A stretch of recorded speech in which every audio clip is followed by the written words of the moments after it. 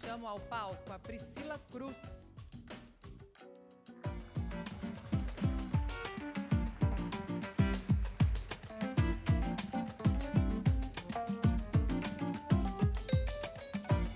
Para compor o painel de encerramento, convidamos ao palco Geraldo Alckmin, vice-presidente da República.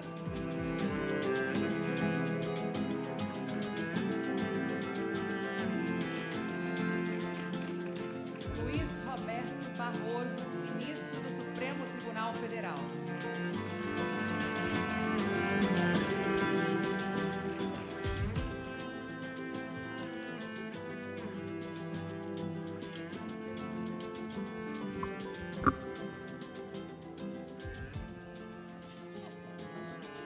Excesso de velocidade.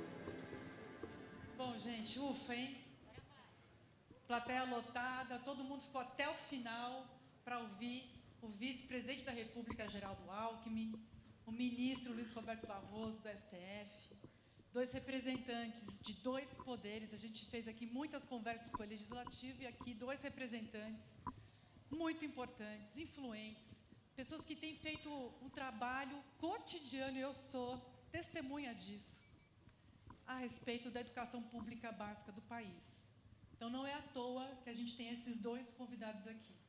A gente tem o vice-presidente da República, que o tempo inteiro manda mensagem, telefona, quer saber, estuda, quer saber dos detalhes, é interessado. Durante a campanha, fez várias costuras, quis entender em profundidade o que significa a garantia e a conquista de uma educação de qualidade.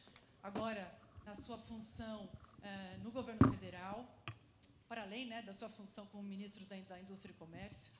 E o ministro Barroso, inclusive, é autor de livros sobre o tema, citando Todos para a Educação. Fico sempre muito feliz em ler os seus livros. Também uma pessoa que estuda em profundidade esse tema e que entende que as decisões do STF, que as decisões do Supremo Tribunal Federal têm um impacto absurdo na vida das crianças, dos jovens, das escolas, como foi recentemente o caso das creches. Então, eu quero aqui, sem muitas delongas, apenas fazer um breve contexto aqui para os nossos dois convidados. A gente falou aqui, ministro, vice-presidente, a gente falou ao longo de toda essa tarde, a gente falou sobre combate à violência nas escolas. A gente teve um painel muito importante, técnico, para entender em maior profundidade causas, consequências, como combater essa violência nas escolas, entendendo que, da mesma forma que uma criança não consegue se desenvolver, não consegue aprender com fome, também não consegue se desenvolver e aprender com medo. Então, para além das questões relativas ao crime que é e aquilo que nos revolta a respeito dessas situações todas, desses episódios, a gente precisa promover paz nas escolas. A gente falou muito sobre a equidade racial, equidade étnico-racial, melhor dizendo, e também inclusão, foi essa última mesa. E a gente teve uma série de lideranças públicas que passaram por aqui, 6 governadores, 5 ministros, secretários de Educação, Conselho Nacional de Educação, Legislativo, presidente da Comissão de Educação do Senado, presidente da Comissão da Câmara dos Deputados, presidente da Frente Parlamentar Mista da Educação, vários deputados que exercem funções específicas na agenda da educação básica brasileira no Parlamento Federal. Então, a gente teve aqui um amplo debate democrático com pessoas que pensam diferente, mas que entendem que não existe um país justo, solidário, desenvolvido, sem a garantia, de uma vez por todas, desse direito que é de todas as crianças e jovens a uma educação de qualidade. Então, com essa pequena introdução, eu passo a palavra a cada um dos senhores. Terá uns 10 minutos para fazer uma primeira exposição das ideias, da visão que os senhores têm em relação à educação pública brasileira, prioridades. Aqui vocês podem discorrer a respeito daquilo que vocês têm estudado, acreditado, acompanhado como trabalhos, inclusive lembrando que hoje o presidente Lula fez uma reunião importante sobre segurança nas escolas. Mas, enfim, eu vou começar com o ministro Luiz Roberto Barroso, do STF, depois eu passo a palavra para esse primeiro bloco, e depois a gente encerra com mais 2 questões menores. Mas, ministro Barroso, a palavra está com o senhor. Muito obrigada por estar aqui. Muito boa noite a todos, prezada Priscila, senhor vice-presidente da República, Geraldo Alckmin. Tenho muito prazer e muita honra de estar aqui e de compartilhar algumas ideias e algumas reflexões sobre esse tema. Eu sou professor há 40 anos. Eu dou aula na graduação, dou aula no mestrado, dou aula no doutorado, participo de bancas e publico pelo menos um artigo inédito todos os anos, no Brasil e no exterior. A educação é verdadeiramente a minha obsessão. Começo com uma observação que considero importante. Com exceção da permanência prolongada dos ministros Paulo Renato e Fernando Haddad, até janeiro de 2012, períodos em que eu acho que houve efetivo avanço, os ministros têm se sucedido seguindo uma lógica do varejo político e não do planejamento de um projeto suprapartidário e de longo prazo. Fiz até uma lista aqui, Patrícia. Aloysio Mercadante, Henrique Paim, Cid Gomes, Renato Janine Ribeiro, Aloysio Mercadante de novo, Mendonça Filho, Rocieli Soares da Silva, Ricardo Vélez, Abraham Weintraub, Milton Ribeiro e Viltor Godoy Veiga. 11 ministros em 11 anos. Não há política pública que possa resistir a essa falta de continuidade. Primeiro, essa é a primeira observação que me parece relevante de fazer. Em 2020, eu escrevi um trabalho sobre a educação básica. Eu sou professor no ensino superior, mas a educação básica é um pouco uma obsessão que eu tenho. Nesse texto, eu tabulei os principais relatórios do Todos pela Educação de diversas entidades nacionais, da Unesco, da OCDE, e cheguei à conclusão, não minha, mas desses estudos, que havia 3 grandes problemas na educação: a não alfabetização da criança na idade certa, a evasão escolar no ensino médio e o déficit de aprendizado, em que a criança terminava o fundamental e terminava o médio e não tinha aprendido os conceitos essenciais e fundamentais. E algumas das soluções que eram propostas eram atração e capacitação dos professores, escola em tempo integral e ênfase, considero isso muito importante, soube que o ministro da Educação também enfatizou isso, que é a ênfase na educação infantil. Há um estudo do James Heck, em que ele documenta que, na primeira idade, o cérebro é uma esponja que absorve tudo o que é ministrado, de modo que essa é a hora de dar nutrição, afeto, valores, respeito e capacidades cognitivas. As consequências do déficit na educação, além de vidas menos iluminadas e elites menos preparadas, são muito evidentes. Violência. O Brasil é um dos países mais violentos do mundo, com as maiores taxas de homicídio do mundo, e a baixa escolaridade é uma das principais causas da violência. A chance de alguém que não tem ensino médio sofrer homicídio no Brasil é 16 vezes maior do que a de alguém que tenha o nível superior, o que mostra que a educação é um verdadeiro escudo contra o índice de violência no Brasil. Em segundo lugar, o déficit produz baixa produtividade dos trabalhadores. Nós estamos estacionados na renda média há muitos anos e a baixa produtividade é um desses problemas, e acho que a deficiência na educação também traz um problema grave que temos no Brasil, que é deficiências na ética pública e na ética privada. O Supremo, Priscila, tem diversas decisões. Evidentemente, o Supremo não pode fazer, nem deve fazer política pública em matéria de educação. Mas eu destaquei algumas decisões que considero importantes que foram tomadas pelo tribunal. Uma delas, considerar inconstitucionais as leis estaduais e municipais que proibiam o ensino sobre questões de gênero. Portanto, a proibição de se dar educação sexual, inclusive com respeito às identidades de gênero, orientação sexual, meios contraceptivos, simplesmente viola o papel emancipatório da educação, esse tipo de restrição. Do ponto de vista de financiamento da educação, o Supremo tem uma decisão que eu considero importante sobre o valor da complementação pela união das verbas do Fundef, que deve ser calculado com base no valor mínimo anual pela média nacional, e, portanto, resultou numa importante complementação da União aos estados e municípios. O Supremo considerou constitucional a cobrança do salário educação, considerou que o salário educação deve observar como critério o quantitativo de alunos matriculados no sistema de educação básica e não o valor arrecadado em cada unidade da federação, senão você não tem um efeito redistributivo. Portanto, é muito importante esse efeito redistributivo. Acho que foi uma decisão igualmente importante. O Supremo considerou constitucional o piso nacional do magistério, considerou constitucional a lei que fixou o piso com base no vencimento e não na remuneração global.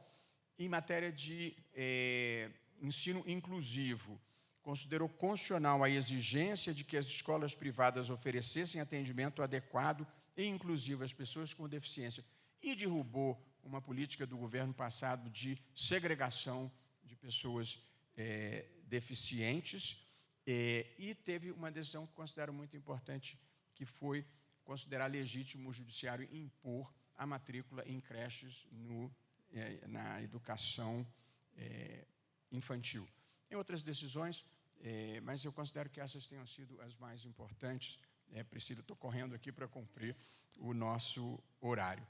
E aí, olhando para o momento atual, assim, o presente e o futuro, eu destacaria, primeiro, nós precisamos recuperar o atraso que nós vivemos da educação no Brasil, ainda por problemas estruturais.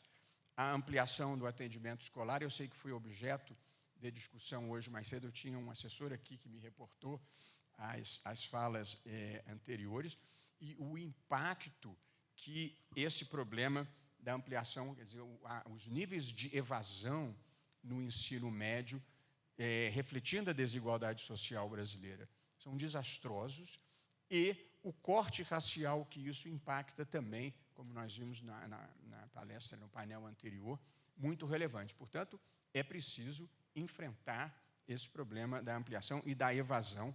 A melhoria da qualidade continua a ser uma prioridade e, portanto, imprescindível. Nós continuamos a ter desempenho muito baixo nos testes internacionais do PISA e precisamos tornar as políticas de educação mais eficientes. E aí não é só uma questão de dinheiro, é também uma questão de gestão.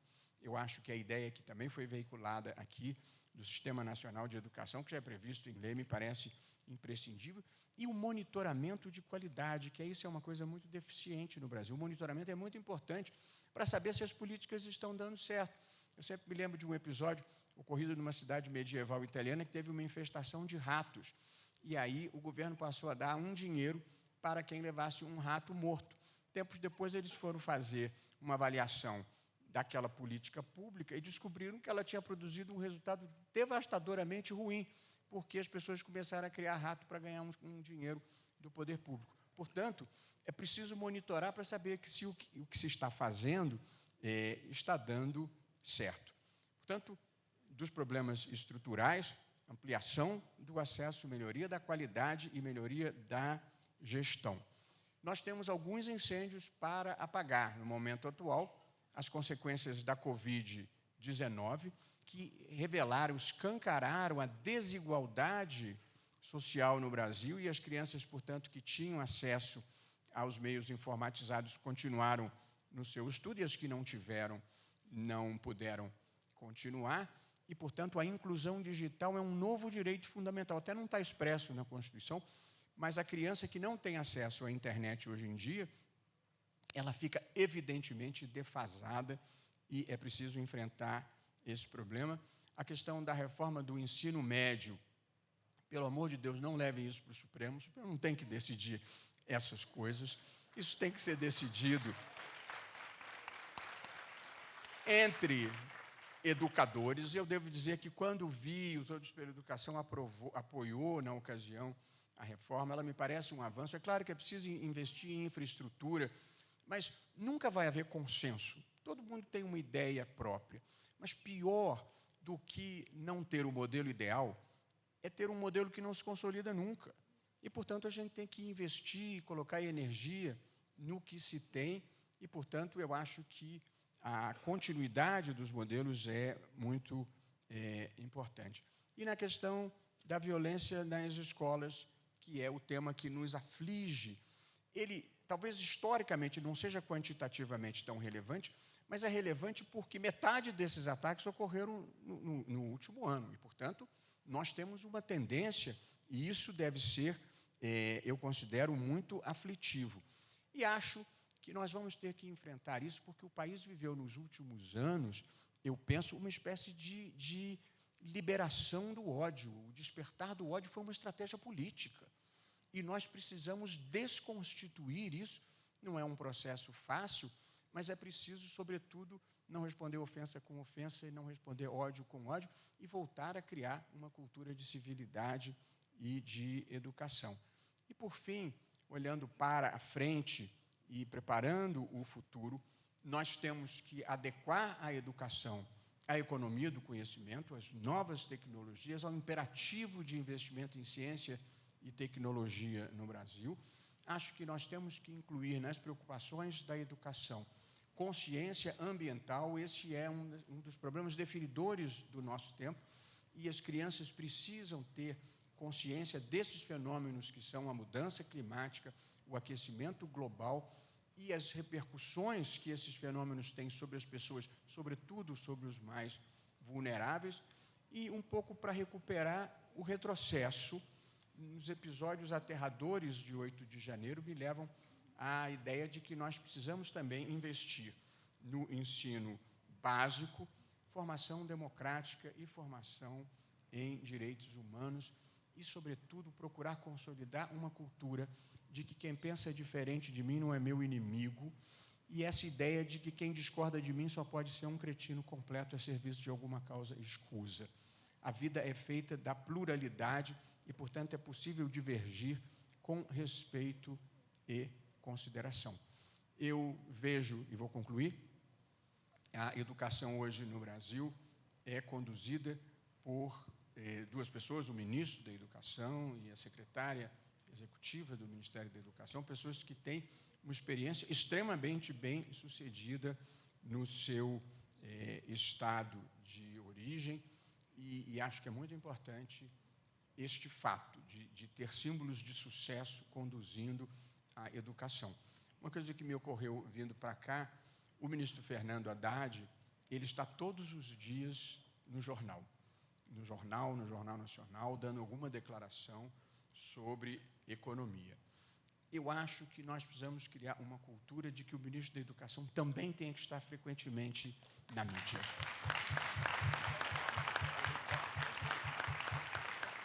Não para dar notícia ruim, mas para dar notícia boa, para dizer coisas importantes como a premiação de um aluno que teve um desempenho especial, a inauguração de uma escola em tempo integral, uma viagem para o Rio de Janeiro, para uma professora que tenha sido escolhida a melhor professora daquele estado, notícias boas, alguém que tenha participado de um torneio internacional e tenha tido um bom desempenho, ou seja, criar fatos positivos e construtivos para que a educação não seja um aspecto deprimente da vida brasileira, mas sim um aspecto positivo. Estamos avançando.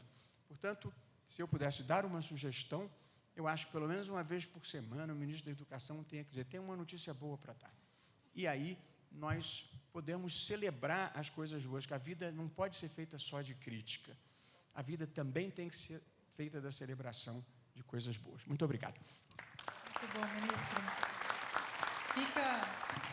Fica o recado, a gente está com mais de 40 jornalistas credenciados aqui acompanhando esse evento, então fica a dica aqui para o jornalismo, porque, de fato, é isso, assim, a educação precisa ser notícia tanto quanto é, né, Renan? A economia, a violência que acaba deprimindo a população brasileira, não que os outros temas não devam ter essa cobertura, mas a educação, de fato, precisa entrar nos corações e mentes dos brasileiros, e a comunicação tem um papel essencial nisso. Vice-presidente Geraldo Alckmin, por favor.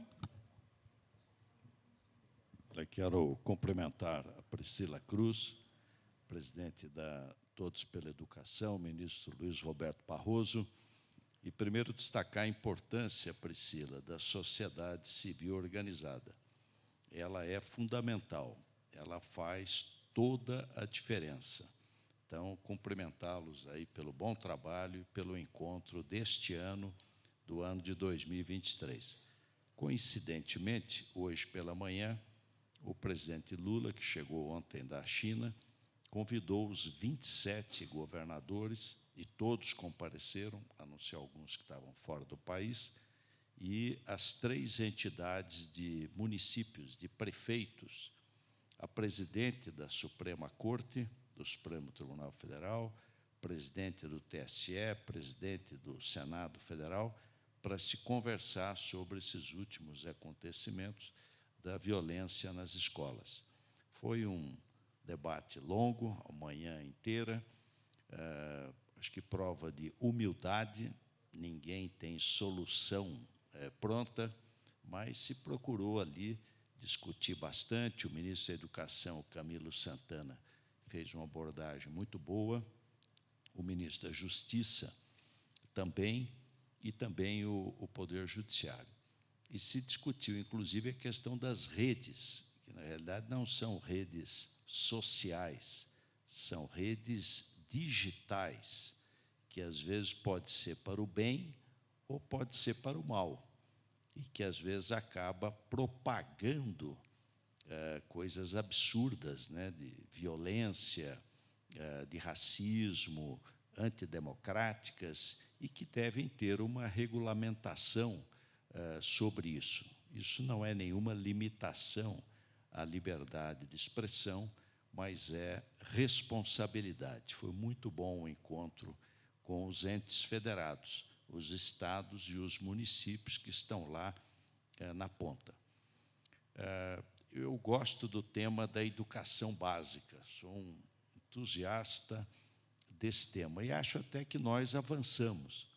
Eu fui prefeito na década de 70, 1977, e de uma cidade, Pindamonhangaba, no interior de São Paulo, que tem hoje 220 mil habitantes, não é uma cidade tão pequena.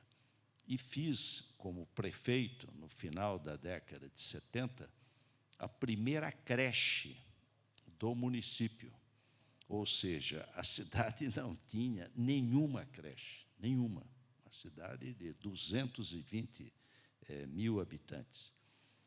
Ao mesmo tempo, as primeiras, a gente chama de Planed, que hoje seriam as pré-escolas de criança de 4 e 5 anos de idade. Hoje está quase universalizado o ensino infantil entre 4 e 5 anos de idade. Ainda faltam, acho que, perto de 300 mil, não vagas, porque vagas muitas vezes tem, mas é a necessidade de fazer um esforço para trazer essas crianças para a pré-escola. E é muito importante o ensino infantil. Como disse o ministro Barroso, é na primeira infância que se desenvolve mais os neurônios, que a criança tem um desenvolvimento psicomotor mais expressivo. E segurança também para as mamães que precisam trabalhar. Há um tempo atrás, eu reuni, persuarida, lá em São Paulo, uma professora de medicina que presidiu uma associação de câncer infantil. Me lembro que foi numa quarta-feira de cinza. E aí perguntei para ela qual era a incidência mais prevalente de neoplasia em criança. Esperando que ela fosse citar um tipo de leucemia, as neoplasias ligadas ao sangue, hematopoéticas, e ela respondeu: o tanque de lavar roupa. Ou seja, o que mais mata não é doença, o que mais mata é acidente.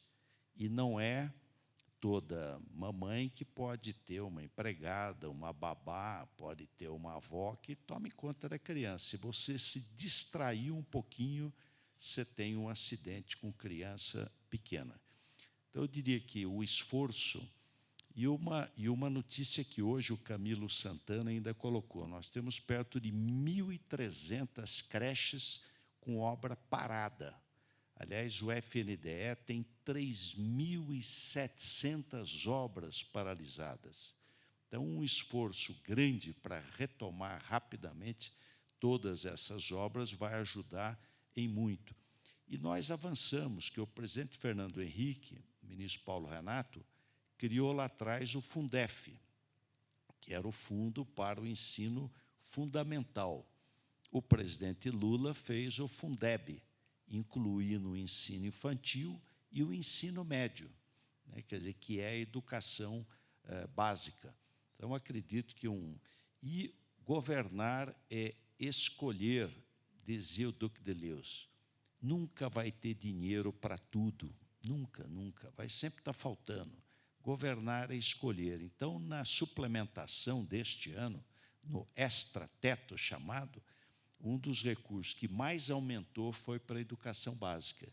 Ele aumentou quase 60%, passando para perto de 15,7 bilhões de reais no orçamento de 2023. Então, há um esforço do governo para poder aumentar a escola de tempo integral, que também tem um papel relevante, a discussão do ensino médio. Eu sou do tempo de que você, no primeiro ano, já tinha que escolher científico, clássico e normal, né? Imagine um menino com 14 anos de idade se vai já definir o que vai estudar. Aí acabou o científico, o clássico, o normal e ficou tudo igual. E ficou uma chatice danada. E aí uma grande evasão escolar do ensino médio. Então, a reforma do ensino médio ela é inteligente, porque ela procura, ao mesmo tempo, ter as disciplinas mais básicas, mas também abrir para que a própria escola, a comunidade escolar, ela possa trazer outras possibilidades para os jovens e, com isso, ter um ensino médio mais atrativo. Enfim, eu acho que são passos permanentes. Aqui foi também colocado a formação dos professores. Estou ministro de Indústria e Comércio e nós permanentemente estamos discutindo a questão econômica. O Brasil, de 30 até 70, foi o país que mais cresceu no mundo. 50 anos, 5% ao ano. Eu fui prefeito na década de 70. O Brasil crescia 12% ao ano. De 80 para cá, 2%. Teve no período do presidente Lula, no segundo mandato, teve um momento que cresceu 7%. Mas, na média, se a gente pegar os últimos 40 anos, 2%. O que aconteceu que o país que mais crescia no mundo passou a ter um crescimento tão pequeno? O fato é que nós perdemos competitividade. E um dos itens dessa competitividade é a educação básica de qualidade. Básica, porque a vida moderna, você faz uma coisa, se prepara para fazer uma coisa e a vida te leva para fazer outra. Então, é impressionante a rapidez com que as coisas acontecem. Olha agora, inteligência artificial, chat GPT, enfim, é tudo de uma rapidez incrível. Então, eu diria que, mais do que nunca, o investimento em educação, desde lá da creche, do ensino infantil, até o ensino superior, a pós-graduação, a pesquisa, ela é essencial. E a outra, já encerrando aqui o meu tempo, há um princípio em medicina que diz sub lata causa, toritur effector. Suprima a causa, que o efeito cessa. Nós precisamos ir nas causas do problema da violência. A violência que é estimulada, e exemplo vem de cima, campanha de armamentismo, de arma. São Paulo tinha 13 mil assassinatos por ano no começo desse século. Baixamos para 12 mil, 11 mil, 10, 9, 8, 7, 6, 5, 4, 3 mil o ano passado. E 13 mil. Hoje é 2 vezes mais perigoso andar de carro ou andar de moto, é o dobro o acidente rodoviário do que o risco de um homicídio. Inúmeras razões fizeram essa redução de 33 assassinatos por milhão de habitantes ano para 1 dígito, para praticamente 6. E uma delas, inúmeras razões, mas uma delas foi desarmamento. Desarmamento. Essa proliferação de armas, estímulo às pessoas a andarem armados, estímulo à violência, né, estímulo à intolerância, é evidente que não pode dar bom resultado. Nós não podemos plantar jaca e achamos que vamos colher jabuticaba. Então, é fundamental a gente ir mais profundamente nas causas da violência. E deixo aqui um exemplo também paulista, que foi a escola da família. Ao invés de erguer o muro mais alto ainda da escola, talvez o caminho seja trazer mais as famílias para dentro da escola. Nós abrimos as escolas nos fins de semana com os professores, os educadores da própria escola, pagos, com educadores voluntários, aquele pai de aluno que é professor de xadrez, vai dar aula de xadrez, outro é professor de uma moça, professora de balé, enfim, e com educadores universitários. O aluno ganha a bolsa, mas ia participar no sábado e no domingo, abrindo a escola para a comunidade, trazendo a família para dentro da escola. A depredação, que era importante naquele tempo nas escolas, reduziu drasticamente. Quanto mais a família participava da escola, menor a depredação. Mas quero deixar um abraço muito carinhoso para cada uma e cada um de vocês. Muito, muito obrigado. Muito obrigada. Obrigada, vice-presidente. A gente agora vai fazer uma última rodadinha rápida aqui, 2 minutos apenas para cada um de vocês, para responder uma pergunta que eu acho que é a mais difícil. Confesso que eu estou tentando responder essa pergunta há mais de 20 anos. Vamos ver se vocês dão uma luz aqui para a gente, que é o seguinte. Acho que é inequívoco que a educação ela é importante, fundamental, uma condição para o desenvolvimento social, econômico, para a prevenção de violência. A gente pode assim olhar em várias dimensões sociais e econômicas, a gente sempre vai encontrar, na história da raiz dos problemas, a falta de educação de qualidade no país, a falta de investimento na primeira infância, na juventude. Acho que ninguém discorda disso, é muito difícil alguém discordar disso. A gente, inclusive, apresentou uma pesquisa aqui mais cedo, falando justamente disso, né? A gente tem uma concordância absurda, altíssima, de toda a população brasileira, que a educação deveria ser a prioridade de todos os níveis de governo. Qual que é a pergunta? E aqui, obviamente, pode ser uma reflexão inicial, mas já aproveitando para fazer o encerramento da fala dos senhores aqui, por que o Brasil não prioriza? De fato, o que falta para o Brasil priorizar? Porque quando a gente olha assim, alguns países, em algum momento das suas histórias, por razões completamente distintas, pós-guerra, história de fundação do país, por conta de uma visão de um estadista, a gente teve situações muito diversas em relação a assim, países que realmente romperam uma tradição de descaso com a educação, ou às vezes nem tanto descaso, mas de ir levando, que eu acho que isso é muito ruim. Vai levando, a gente vai melhorando de forma assim, lenta, gradual, e fizeram mudanças muito substantivas. Por que o Brasil não faz? Por que o Brasil não fez? E será que não é hora de fazer? Eu, para finalizar aqui esse meu comentário final, confesso que, talvez até ingenuamente, eu pensei que no pós-pandemia a gente ia ter um movimento de valorização da educação tão grande que essa energia toda ia ser direcionada para a gente fazer esse grande movimento para recuperar, recompor as aprendizagens, garantir que os alunos aprendam, ficar mais tempo na escola. Mas hoje, esses efeitos da pandemia, que o ministro Barroso, inclusive, citou, mal são citados. Essa é a verdade. A gente passou aqui a tarde inteira, pouco foi citado isso. Eu acho que a gente está correndo aqui um perigo enorme de pensar que, olha, a pandemia passou, ufa, acabou, mas na educação seus efeitos são gravíssimos e perduram. E eu achei, né, que talvez isso fosse um impulso para a gente realmente colocar luz na educação brasileira, especialmente na educação pública. Então, na visão dos senhores, assim, aqui é muito rapidinho, é só uma fala final. O que falta? Assim, como que a gente pode realmente... O ministro Barroso lançou aqui uma ideia, né, do ministro da Educação todo dia falar, dar uma notícia. Tá. Acho que esse é um dos caminhos.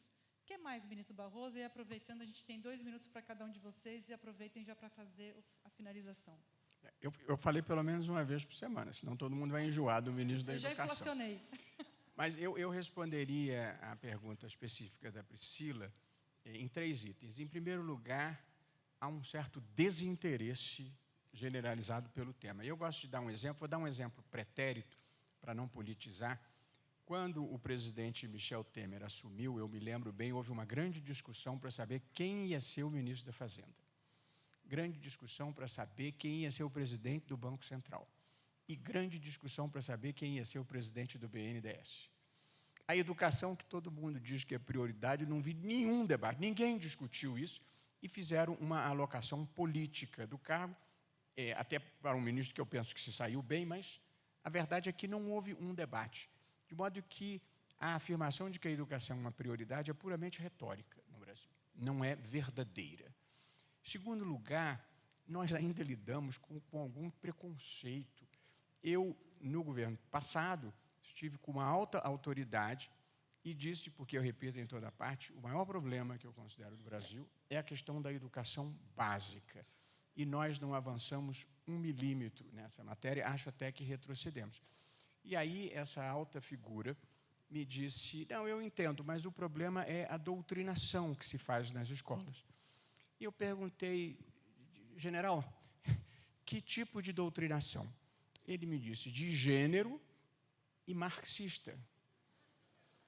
O senhor acha que a escola ensina uma criança de 8 anos a virar comunista ou a virar gay? Ele acreditava nisso, ele estava na Guerra Fria. E, portanto, a gente precisa criar uma consciência de que não existe isso.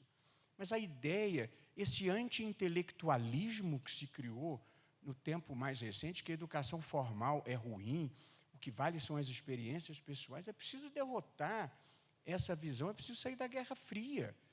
E, portanto, acho que o segundo problema é um certo preconceito, e esse anti-intelectualismo foi explorado e virou bandeira política recentemente. Em terceiro lugar, Priscila, eu acho que gestão. E essa não é a única área em que nós temos esse problema no Brasil. Acho que é uma gestão deficiente, não é nenhuma questão só de dinheiro. Proporcionalmente, a gente tem uma quantidade razoável de dinheiro investida na educação, embora acho que o ensino superior ocupa um espaço talvez maior do que deveria, em contraste com a educação básica. Portanto, eu diria esses 3 itens, o desinteresse, o preconceito e as deficiências de gestão. O vice-presidente Geraldo Alckmin lembrava bem do período de crescimento do Brasil, e há um dado, vice-presidente, que me impressionou muito num artigo do professor Armínio Fraga, em que ele diz que em 1960, o Brasil tinha 2,5 vezes o PIB per capita da Coreia do Sul. E hoje o Brasil tem 1/3 do PIB per capita da Coreia do Sul. Em 60 anos, nós conseguimos errar muito para que acontecesse alguma coisa nessa linha, e acho que o maior erro foi precisamente a negligência em relação à educação básica, em contraste com o que se fez na Coreia do Sul. Evidentemente, eu, como o vice-presidente Alckmin, teríamos muito mais coisas para falar, mas a Priscila nos deu tempos muito limitados, assim, 10 minutos e 2 minutos, e eu sou disciplinado, embora tenha me sentido um pouco como o aluno a quem a professora determinou que escrevesse uma redação sobre religião, sexo e nobreza, mas que fosse muito breve. E um aluno com grande poder de síntese escreveu, ai meu Deus, como é bom, disse a princesa ainda ofegante. Obrigado.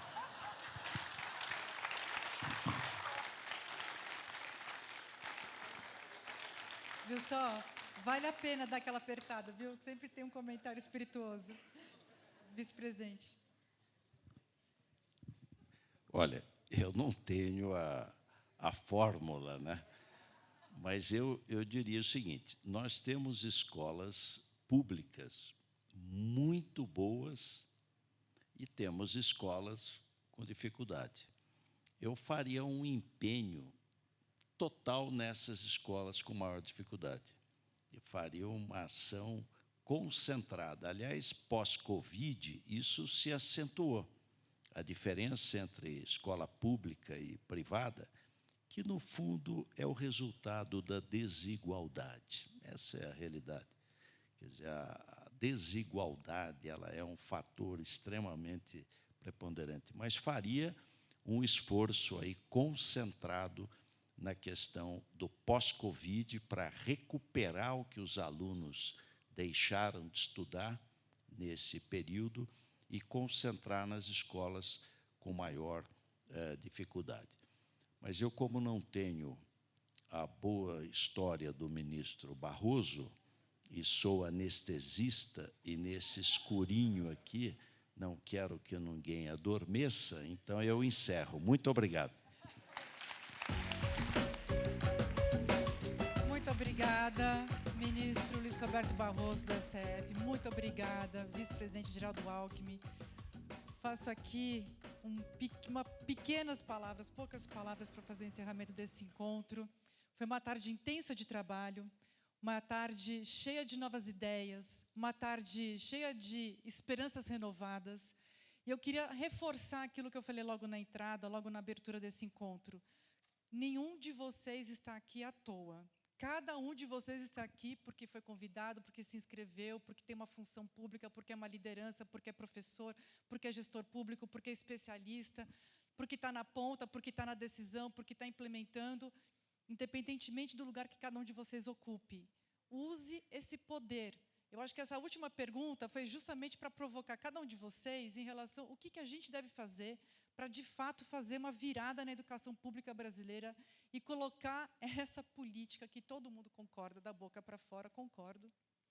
Todo mundo concorda, mas chega de vocações vazias. A gente precisa colocar em prática, então eu faço esse convite para que vocês também nos ajudem, nos apoiem a pensar nesse grande plano de mobilização constante, permanente, pela educação pública brasileira.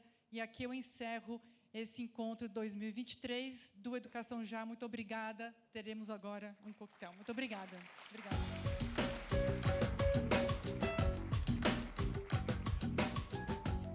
Bom, muito obrigada, Priscila, e a todas as pessoas que participaram deste encontro.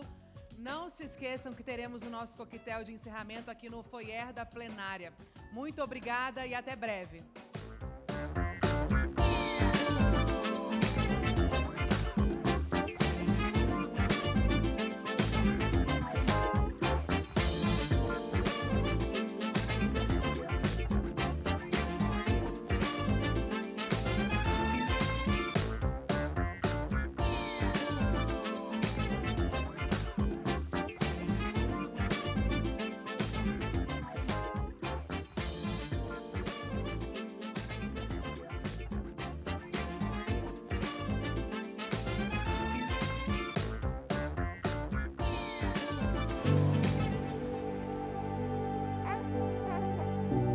Hoje, você está descobrindo os movimentos, sons, as primeiras luzes.